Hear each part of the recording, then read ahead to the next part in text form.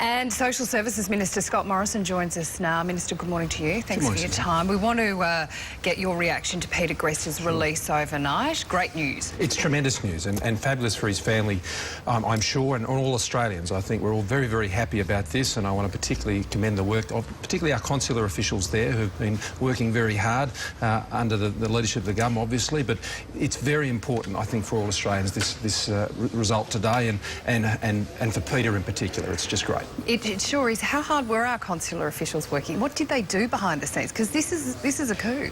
Well, look, I don't think it's very helpful to go into that sort of detail, quite honestly. What we should celebrate today is that Peter's coming home. That's fabulous. It's fabulous for his family. It's fabulous for all Australians, I know, particularly for his colleagues in the journalism profession. This is a great win. OK. All right. Now, we want to talk to you about the other big issue of the day, of the moment right now. One of the newspapers this morning saying it's D-Day for Prime Minister Tony Abbott.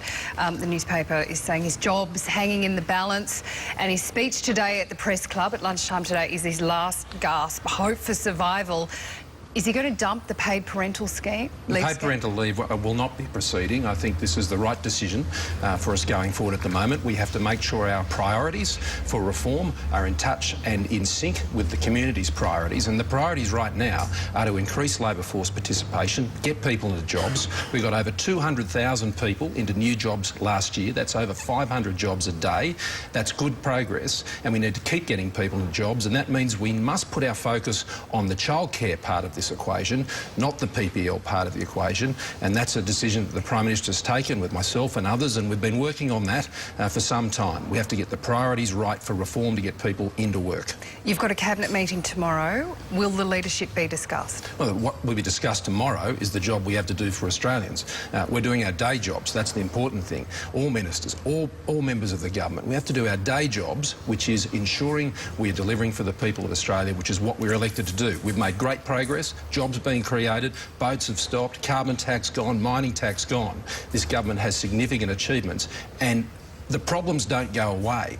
They will always be there until we address them, and that's what we're focused on. The government achievements aside, the leadership is the major issue here. Now, the polls are screaming that Tony Abbott is so unpopular. There's almost no way back. We saw what happened in Queensland on the weekend. Your name is floated around as a potential leader. Would you challenge Tony Abbott? Of course not. Absolutely not. I mean, I'm focused, as I know my colleagues are focused on, and doing the job that the Australian people need us to do, to deal with the problems we've been left by Labor. The debt and deficit disaster, the border protection chaos, all of this was only 18 months ago. That's how fresh it is. And that's why I think Australians today, I would hope, would give Tony the opportunity to outline his plan to go forward. You won't hear a plan from Bill Shorten. You'll hear a plan from Prime Minister Tony Abbott today. OK. So if one of your colleagues challenged the Prime Minister for the leadership, would you throw your hat into the ring? Is it something that you would look to do down the track? I'm not doing any of those things, no. If the party room came to you and said, you're the man, your history with stopping the boats, your leadership potential, we want you in there, what would you say to them? I know people's interest in this issue, but frankly, it's not a reality television show, the federal leadership. It is the very serious business of dealing with the problems that we have to deal with for the country. And that's where the Cabinet is focused, that's where I'm focused, that's where the Prime Minister is focused, and that's where the people expect us to focus. The Queensland election results must have shocked they were a great shock and a great message to everyone to really take in. And I think the message is this: the pace of reform is important.